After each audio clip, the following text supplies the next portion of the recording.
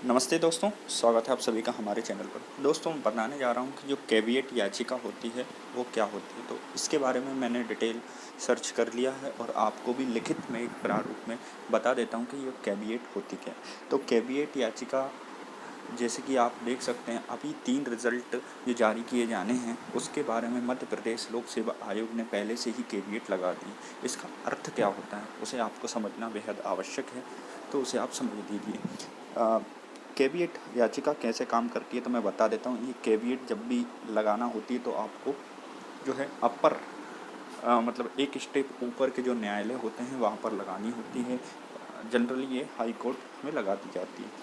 तो इसे देख सकते हैं, ये क्या होता है कि एक विवेकपूर्ण उपाय के रूप में हो सकता है। और इसमें जब भी आपको ये शंका होती है, मतलब आपको पूरा पूरा विश्वास है कि आपने जो नियम बनाए हैं, कानून बनाए हैं, उसमें निश्चित तौर पर कोई ना कोई कोर्ट ज़रूर जाएगा। और कोर्ट जाएगा तो क्या होगा, जो कोर्ट है वो इस पर स्टे दे देगा या फिर आपको बिना बताए इसके विरुद्ध कोई निर्णय दे देगा जो आपने रूल बनाए।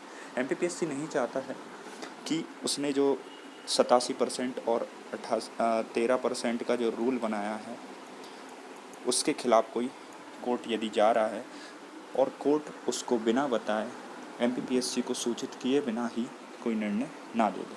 इससे बचने के लिए उसने कैविएट याचिका दायर की है। कैविएट याचिका, जैसे कि मैंने आपको बता दूं, कुछ टर्मिनोलॉजी हैं, ये कब आई थी। तो इसको वैसे जानने की आवश्यकता इसलिए भी है क्योंकि इंटरव्यू में ये प्रश्न पूछे जा सकते हैं। तो क्या है कि ये केवल एक चेतावनी और सावधान के तौर पर देखी जाती है। मतलब एक पब्लिक नोटिस होता है कि फलाना फलाना ने कैविएट याचिका दायर कर दी है इस नियम के लिए। ठीक है। इसका अब जैसे हिस्टोरिकल व्यू आप देख सकते हैं, 1908 में जो है नागरिक कोड प्रणाली के तहत 54 जो लॉ कमीशन होते हैं समय समय पर, जैसे फाइनेंस कमीशन होता है, इसी प्रकार से एक लॉ कमीशन भी होता है। तो 54वें लॉ कमीशन ने इसका समर्थन किया था और उसके अनुसार 148 ए के जो धारा है उसमें जोड़ दिए गए और 1976 में सीपीएस अधिनियम में 104 द्वारा इसको शामिल भी किया गया। अब जैसा कि मैं लाभ के बारे में बता देता हूँ आपको, इसके क्या क्या लाभ होते हैं। जैसे कि लाभ तो पहला यही है कि आपको आशंका है कि कोई आपके जो नियम हैं उनके विरुद्ध चला जाएगा या फिर कोर्ट आपको बिना सूचित किए बिना उसके विरुद्ध निर्णय दे देगा। फिर आपको क्या होता है पता नहीं चलता है, फिर आप तो नियम आपका रिज़ल्ट देते रहते हो, लेकिन जब तक आपके पास जो है कोर्ट का ऑर्डर नहीं आता है फिर आपको क्या करना पड़ता है, आपके जो रिज़ल्ट हैं उनको रिवाइज़ करना पड़ता है। ठीक है। तो इससे बचने के लिए एमपीपीएससी ने सोचा है कि 3 महीने के अंदर ही जिसको कोर्ट जाना है वो कोर्ट चला जाए और हमें कोर्ट है ना सूचित कर दे कि आपके नियम के विरुद्ध या आपकी सेवा है, आपकी संस्था है, उसके विरुद्ध कोई कोर्ट पे गया है। तो क्या करेगा कोर्ट है ना पहले ही मतलब जो लोक सेवा आयोग है हमारा एमपीपीएससी, वो पहले से ही सतर्क हो जाएगा कि इस नियम के विरुद्ध कैविएट दाखिल की गई है। तो दाखिल होने के क्या करेगा वो, अब पहले से ही रेडी कर लेगा अपने वकील वगैरह के लिए और पहले से ही, ताकि उसको देर ना लगे सुनवाई में या जो भी नियम कानून है उसमें। तो वो पहले से ही अपने जो प्रिकॉशनरी रू हैं कदम वो पहले से ही उठा लेगी। इसको देख सकते हैं। ठीक है। इसके अलावा किसी भी मुद्दे में मतलब आपको एक पक्ष बनाया जाए। ऐसा है कि जब भी आप कैविएट दाखिल करेंगे तो ये रहेगा कि हाई कोर्ट आपको भी एक पक्ष बनाएगा उस नियम के लिए और दूसरा पक्ष तो प्रतिवादी रहेगा ही जो दाखिल करेगा। ठीक। तो इस प्रकार से ये रहेगा। आगे इसकी अवधि भी देख लीजिए। तो मैंने जैसे कि बताया आपको, ये 3 महीने के लिए ही दायर की जाती है और 3 महीने के पश्चात क्या होता है, इसको फिर से लगाना पड़ता है। तो समय समय पर उसको लगाना पड़ेगा एमपीपीएससी को, यदि 3 महीने के भीतर भी कोई नहीं आता। तो इसमें क्या करेगा एमपीपीएससी कि ये कैविएट दाखिल के 3 महीने भीतर ही वो पूरे रिज़ल्ट दे देगा, जो भी उसको करना है पूरी प्रक्रिया हल कर देगा, ताकि यदि कोई आए तो इसी के अंदर आ जाए, ताकि वो बार बार कोर्ट के केस से ना पढ़ना पड़े। तो ठीक है। जैसा कि मैंने बता दिया आपको कैविएट कहाँ लगाई जाती है। तो यदि मान लीजिए आ, आपने जो डिसीजन प्राप्त कर लिया है लोअर, मान लीजिए कोई केस चल रहा है आपके विरुद्ध, मतलब ठीक है, वहाँ पर लोअर जो कोर्ट है उसने क्या किया है, आपके पक्ष में फैसला दे दिया है ना। अब आप तो उसको मान रहे हैं कि ये ठीक है, लेकिन जो आपका अपोजिशन है वो क्या करेगा, ऊपर जाने की कोशिश करेगा। तो उससे पहले ही बचने के लिए आप क्या करेंगे, हाई कोर्ट में पहले ही जनहित में बता देंगे, पब्लिक नोटिस कर देंगे कि भाई ये केस चल रहा है, यदि इसके विरुद्ध आप कोई केस लगाते हैं तो हमें सूचित किया जाए या पक्ष बनाया जाए। तो इस प्रकार से ये काम करती है पूरी याचिका, ठीक है। बाकी वही है।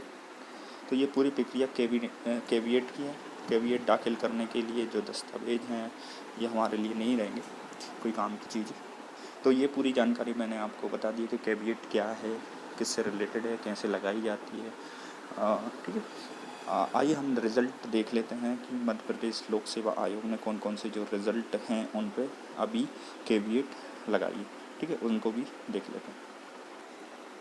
तो दोस्तों अभी क्या है, शल्य चिकित्सा जो है उसका नोटिफिकेशन मध्य प्रदेश लोक सेवा आयोग ने निकाला है। उसमें उसने रिज़ल्ट के विषय में बताया कि हमें इसको जो है रिज़ल्ट नियम अनुसार घोषित करेंगे। ये नियम है जो अभी संशोधित हुआ है।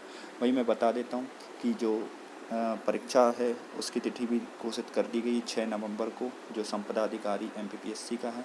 वहीं दूसरा मैं बता देता हूँ जो अभी हमारी बात चल रही है उसके विषय में, कि जो केविएट लगाई गई है उसके विषय में। तो केविएट जैसे कि आप देख सकते हैं, दंत शल्य चिकित्सा का जो डेंटल का एग्ज़ाम का रिज़ल्ट भी आ चुका है अभी, जिसे मैंने बता दिया है।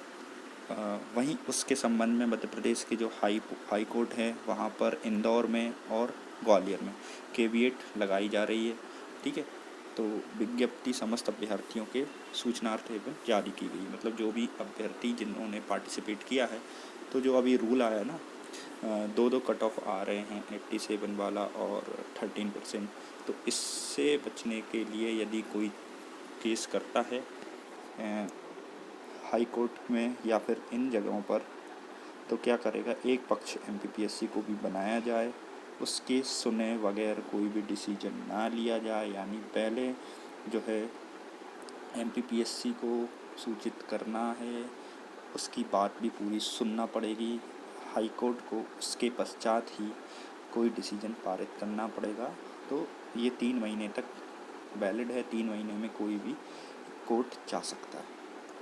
तो ये सभी में लगा, ये लगभग राज्य सेवा का जो अभी 2019 का एग्ज़ाम का जो पूरा पचड़ा है उससे बचने के लिए। वहीं राज्य वन सेवा 2019 का जो रिज़ल्ट रिवाइज़ हुआ है उसके जो 2 कट ऑफ हैं उसके खिलाफ जो है अभी आप कोर्ट जा सकते हैं, 3 महीने का आपको समय दिया गया। तो ये पूरी जानकारी है, ठीक है।